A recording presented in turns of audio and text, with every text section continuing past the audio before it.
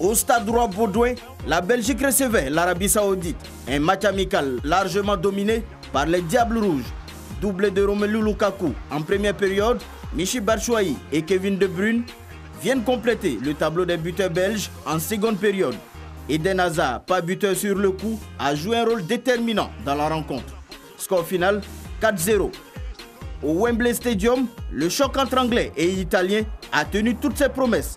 Poussé par un public majoritairement anglais, Jamie Vardy a juste son pied à la 25e minute. En seconde période, à 3 minutes de la fin du match, la Squadra Azzurra réussit à sauver l'honneur. Les Italiens doivent surtout cette égalisation à l'arbitrage vidéo.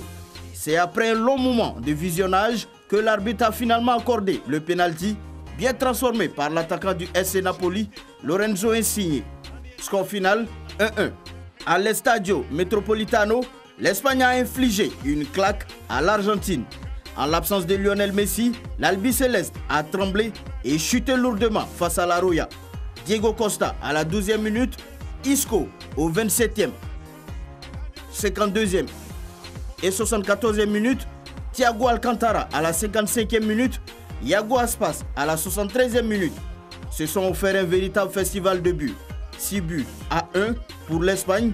Otamendi Nicolas est le seul Argentin à avoir inscrit un but à la 39e minute lors de ce match amical. À l'Olympia Stadium de Berlin, la Nationalmannschaft recevait la Seleção. Les protégés de Joachim Löw ont encaissé un but à la 37e minute signé Gabriel Jesus. Le score restera inchangé jusqu'à la fin du match. Mauvais pas du champion du monde en titre qui sera dans les prochains jours face à l'Autriche. Au stade de Saint-Pétersbourg, la Russie recevait la France. Un match dominé par les Bleus, 40e minute, Kylian Mbappé s'imposait d'une balle frappée à ras de terre avant un somptueux coup franc de Paul Pogba à la 49e minute. En seconde période, les Russes revenaient au score à la 68e minute grâce à l'attaquant du FC Krasnodar, Mikhailovic Smolov.